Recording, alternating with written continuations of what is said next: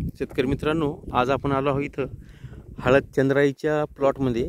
आणि आपला हळद चंद्राईचा जो प्लॉट आहे हा 3.5 एकरचा प्लॉट आहे. आणि 3.5 एकरच्या प्लॉटमध्ये आता इथं बघा, हा पूर्ण इथं आपल्याला या आंब्याच्या झाडाखालीचा पूर्ण अलीकडून निम्मे भाग झालेला आहे त्या फांदीपासून, आणि निम्मे भाग जो आहे तो आपला इथं राहिलेला आहे.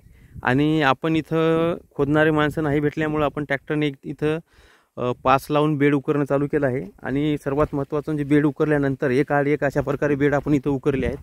तर एक आड एक बेड उकरण्यामागं म्हणजे बेडवर बेड चाक येते आणि चाकाखाली हळद येते, त्याच्यामुळे आपण अशा प्रकारे एक बेड काढायचा. आता हा बेड काढून आपण 2 दिवस झाले. त्याच्यानंतर पलीकडचा भाग आपण एक बेड आड एक आपण पाशीने नांगरला आहे. आणि अशा प्रकारे माल जो आहे आपल्याला इथं दिसत आहे, आपण इथं बघू शकता.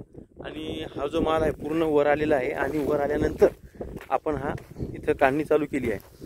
तर अशा प्रकारे हळदीचे कंद साधारण 3-4 किलोपर्यंत, आणि लांबीसुद्धा हळदीची जी शेंगाची लांबी आहे ते पण चांगल्या प्रकारे आपल्याला इथे मिळत आहे.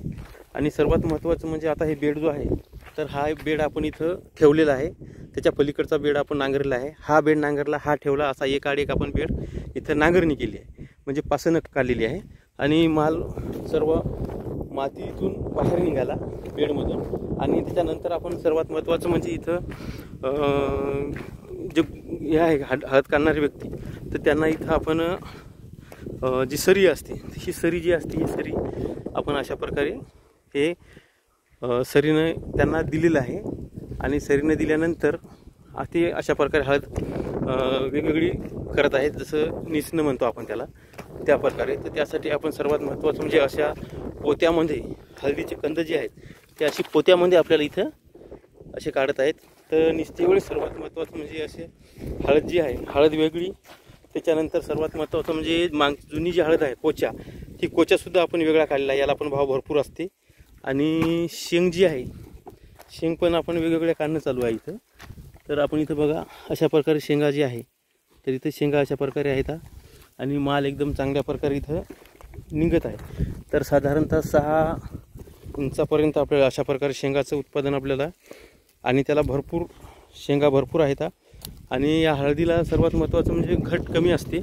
घट कमी असल्यामुळे उतारा जास्त येते. साधारण 100 किलो उकळल्यानंतर आपल्याला 22 ते 25 किलोपर्यंत इथं वाळलेला माल मिळतो.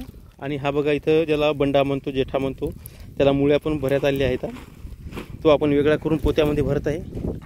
आणि त्याच्यानंतर सर्वात महत्त्वाचं म्हणजे हा सर्व माल जो आहे, हा माल आपण एका वेगळ्या ठिकाणी नेऊन आपल्याला इथं भरायचा आहे, म्हणजे ढीग लावायचा आहे.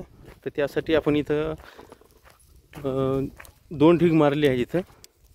तर त्या 2 ढिगामध्ये एक शेंगाचा ढीग आणि एक ढीग आपण इथं बंडा, ज्याला जेठा म्हणतो, त्याचा पण ढीग इथे लावलेला आहे. तर बघा इथं हा शेंगाचा ढीग आहे. आणि शेंगाचा ढीग असल्यामुळं हा बंड्याचा आहे. तर बंड्याचा ढीग आता साधारणतः रोजचा माल जो आहे इथं अशा प्रकारे आपण इथं गोळा केलेला आहे. आणि याच्यात ढीग लावल्यानंतर याची माती आता गळून पडत आहे. मुळ्याची संख्या भरपूर आहे, त्यामुळे हे एकात एक मिसळून न देता आपण इथं माल पूर्ण गोळा करणं चालू आहे. तर हा ढीग इथं बंड्याचा केलेला आहे. आणि हा ढीग इथं आपण इथं शेंगाचा बनवलेला आहे. तर इथं अशा प्रकारे 2 ढीग इथं केलेले आहेत. तर आपण 2 ढीग केले आणि 2 ढीग सावलीमध्ये केले. शेंग सावलीमध्ये पाहिजे, कारण उन्हामुळे शेंग खराब होण्याची शक्यता असते.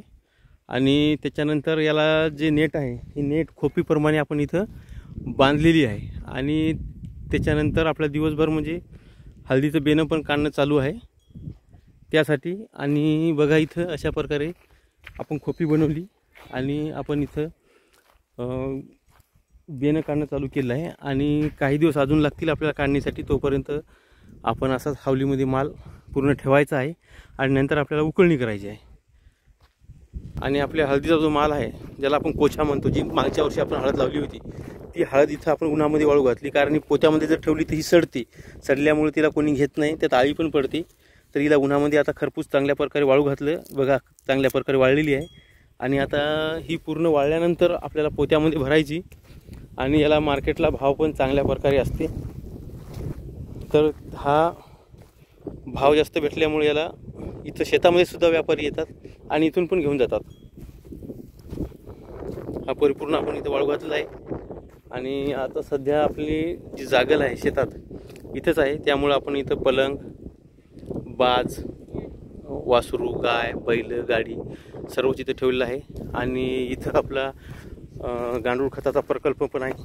आपण इथं बघू शकता आंब्याच्या बुडाला. हे बघा, आपण हळदीसाठी केलं होतं, आता आपण हे उसाला वापरत आहे.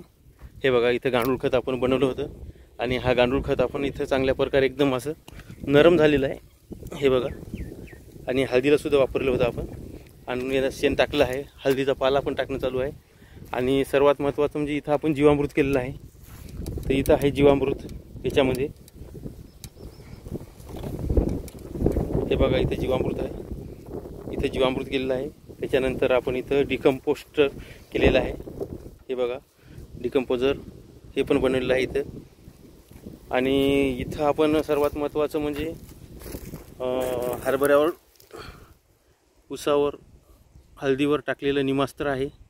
बघू शकता आपण, या कॅनमध्ये निमास्त्र आहे, या कॅनमध्ये अग्निअस्त्र आहे, या कॅनमध्ये ब्रह्मास्त्र आहे. त्याच्यानंतर बघा, इथं डबल अमृत आहे आणि हे 10 पर्णियार्क आहे. आणि सर्वात महत्त्वाचं म्हणजे आपल्याला URV प्रक्रिया जे आहे ते पण लिक्विड इथं आपण आणलेलं आहे. याची पण आपल्याला बेण्यासाठी ट्रीटमेंट करायची आहे हळदीवर यावर्षी. आपण बघू शकता, ते सर्व यावर्षी बरीच ट्रीटमेंट करायची आहे. तर त्यासाठी आपण इथं आता इथं सर्व आहे तयार. जीवामृत पण आहे, गांडूळ खत आहे, घनजीवामृत बनवायचं आहे, डिकम्पोजर आहे आणि बाकीसुद्धा कीटकनाशक आहे. आणि इथं कुटारसुद्धा आहे जनावरांचा चारा म्हणून. तिथं आपला ऊस आहे आणि तिथं चारा आहे हिरवा. तर अशा प्रकारे आपल्याला इथं हळदीच्या शेतामध्ये पूर्ण आहे. आणि सर्वात महत्त्वाचं ही जी सावली आहे ही आंब्याच्या झाडाची आहे. आणि आंब्याला पण भरपूर इथं आंबे आपण इथं आलेले आहेत, आपण बघू शकता. हे बघा,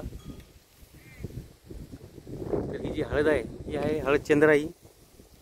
ही नैसर्गिक पद्धतीनं, सेंद्रिय पद्धतीनं, रासायनिक पद्धतीनं उत्पादन केलेली आहे. आणि आता अर्धा प्लॉट झालेला आहे, अर्धा काढायचा आहे. आत्तापर्यंत जे उत्पादन आहे ते साधारणतः आपल्याला इथं 400च्या वर निघालेलं आहे, किंवा 400 तर नक्कीच असायला पाहिजे. साधारणतः 3.5 एकरमध्ये 800 क्विंटलच्या वर जाईल असा आपला अंदाज आहे. आणि घट पण कमी आहे, तरी दरवर्षीसारखी नाही, यावर्षी थोडी जास्त चांगली नाही, कमी आहे, तरी पण एवढा माल निघत आहे.